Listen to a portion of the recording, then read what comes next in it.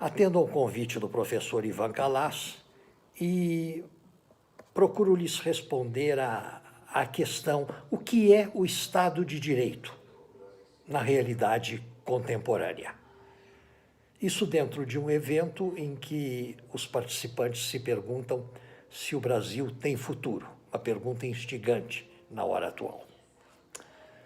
Vejam bem, o Estado democrático de direito é aquele onde, à luz de critérios muito bem costurados para a definição do poder, mediante eleições livres, mediante voto universal, direto, secreto, forma-se o poder. Mas este, representativo que é da vontade da maioria, está sujeito a regras de direito expressas quase sempre na Constituição, às vezes nela e em mais alguma coisa, que impõem à maioria o respeito pelos direitos da minoria ou das diversas minorias, daqueles diversos estratos da sociedade democrática que não, enfim, não votaram em prol daqueles que exercem o poder, em prol daqueles que foram vitoriosos no processo eleitoral. As minorias têm que ser respeitadas e esta realmente é a marca do Estado democrático de direito.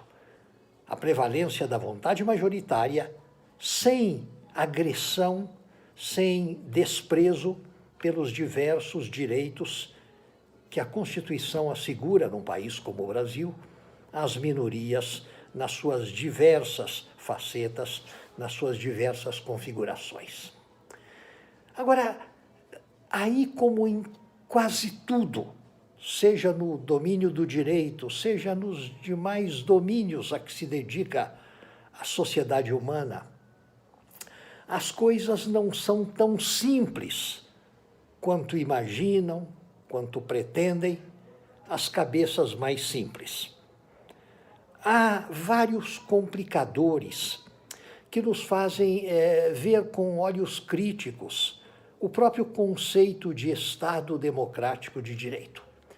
Quando, por exemplo, falamos em universalidade dos direitos humanos, queremos dizer, nenhum Estado soberano, nenhum país deveria invocar a sua soberania para, com isso, destoar de certos padrões universais, de certos padrões uniformemente aceitos em toda a parte, em torno do que sejam os direitos humanos elementares, que não se poderia, a pretexto de honrar as peculiaridades locais deste ou daquele lugar, que não se poderiam desrespeitar. Agora, o que se vê com mais frequência na realidade contemporânea é o uso do argumento, é o uso do discurso da universalidade dos direitos humanos para que se tente, especialmente no Ocidente, especialmente nas elites ocidentais, para que se tente impor ao restante das sociedades humanas certos padrões de comportamento, certos padrões de configuração política e de costumes que, para o Ocidente, parecem ser de aceitação universal. Mas não é bem assim que as coisas devem ser encaradas. Um velho problema que divide brasileiros há bastante tempo exemplifica bem esse fenômeno. A questão de aculturar ou não as comunidades indígenas ainda existentes no Brasil em estado de pureza.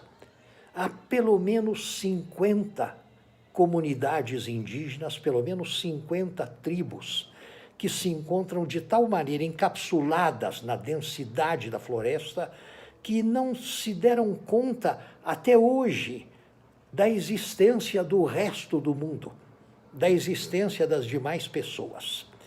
E a pergunta que os antropólogos se fazem e os políticos se fazem, essas comunidades devem ser objeto de aproximação, de catequese, de assimilação aos padrões da sociedade não indígena reinante?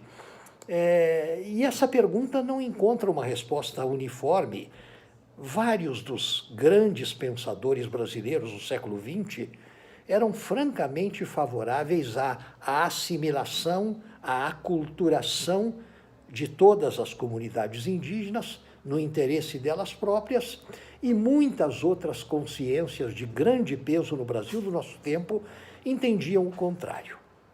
Entendiam e entendem que enquanto não sabemos com segurança como proceder em relação a essas sociedades primitivas, encapsuladas em alguns pontos do nosso território, o melhor é deixá-las como estão, é não forçar nada que quebre a ordem natural das respectivas histórias. Esse tema da universalidade dos direitos humanos gerou várias polêmicas no mundo atual. Uma delas, por exemplo, a que se deu na França nesses últimos anos, a respeito do uso nas escolas públicas francesas, a respeito do uso pelas meninas de famílias muçulmanas do chador. Não se fala aqui em burca, não se fala aquilo, não se fala em nada daquilo que cobre o rosto e, portanto, esconde a identidade das pessoas. É normal que no Estado democrático de direito contemporâneo não se permita que pessoas escondam a face. Mas desde que o chador, o véu muçulmano, o pano que essas mulheres e meninas usam sobre o cabelo, não esconde a identidade, não esconde a face, a questão era saber se a escola pública, numa república leiga como é a França, como é também o Brasil, se o uso desse adereço de indumentária deve ser tolerado ou não. E muitos ativistas, muitas celebridades do mundo das artes, do cinema, etc., foram às ruas para dizer que isso deveria ser proibido, visto que é uma imposição de pais retrógrados àquelas jovens que espontaneamente não quereriam usar aquilo. E, em seguida, as próprias meninas muçulmanas, alunas de escola pública francesa, foram às ruas, foram se manifestar dizendo que não estavam sendo obrigadas a coisa alguma, que aquilo era parte da sua formação cultural e religiosa e que queriam poder continuar usando aquele adereço. Este é um dos grandes problemas da atualidade. Em que medida temos o direito de tentar impor a pessoas diferentes de nós aquilo que nós achamos que, por ser bom para nós, é bom também para os outros. Quando se fala em universalidade dos direitos humanos, vem à cabeça também a questão do próprio regime democrático. Volta e meia, as lideranças ocidentais, a imprensa ocidental, estão aí a apregoar a excelência dos padrões políticos das democracias ocidentais e a criticar e a apontar como ditaduras determinados regimes. Ainda hoje, enfim, apontam a República Popular da China como uma ditadura, a Rússia, mesmo a Rússia pós-desmoronamento do socialismo real, como uma outra ditadura por tais ou quais razões, porque, em geral, o modo como se pratica ali a realização do poder mediante consulta popular não é aquele modo pelo qual o Ocidente imagina que a democracia representativa deveria ser exercida. Mas vejam só. Vejam como são as coisas e como elas não são simples. Uma alegada não democracia, como a República Popular da China, tem no poder já há alguns anos Xi Jinping, que é, sem sombra de dúvida, um dos mais equilibrados, um dos mais sensatos, um dos mais conscienciosos líderes políticos do mundo contemporâneo. Ao passo que uma democracia ocidental exuberante e libérrima, como os Estados Unidos da América, leva ao poder por 4 anos uma aberração como Donald Trump. Alguém dirá sim, mas é típico das democracias realmente livres na sua exuberância essa possibilidade de levar ao poder, de vez em quando, uma aberração e ter que conviver com essa aberração durante 4 anos. Basta não reelegê-la, como os Estados Unidos não reelegeram Donald Trump e levaram ao poder uma figura infinitamente mais qualificada e mais nobre a todos os títulos, como o presidente Joe Biden. Vejam então, é muito difícil dizer que o nosso conceito de Estado de Direito é de uma excelência tal, é de uma qualidade tal, que ele não comporta crítica. Habituem-se a ver com olhos críticos tudo aquilo que lhes é dado como garantido, como consolidado em matéria de convicção.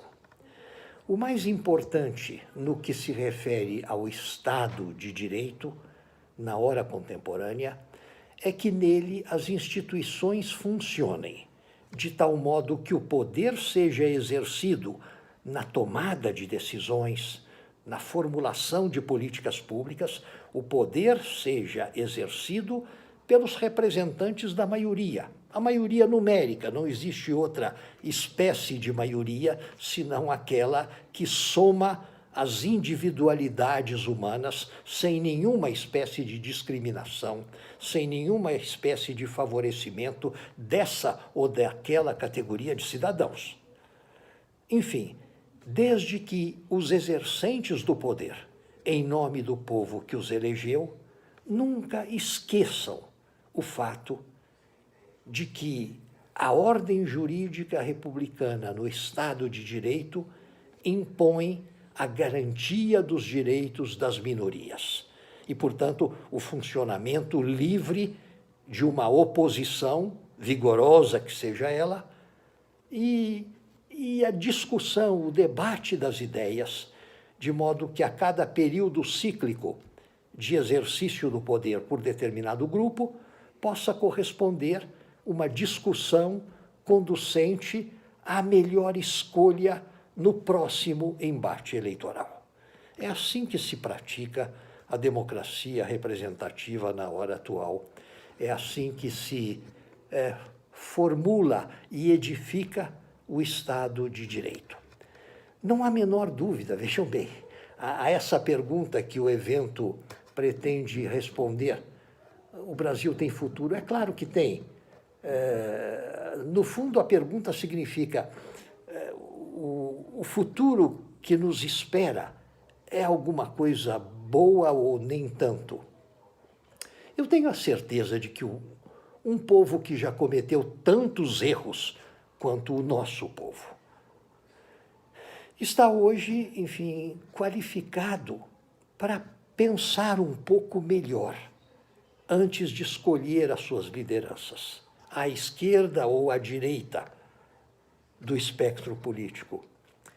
Está hoje mais qualificado pelas duras experiências que esse povo enfrentou para participar de embates eleitorais no futuro próximo com um pouco mais de segurança, de serenidade e de sabedoria nas escolhas que serão feitas para, enfim, o exercício do poder no período subsequente a esse pelo qual estamos passando.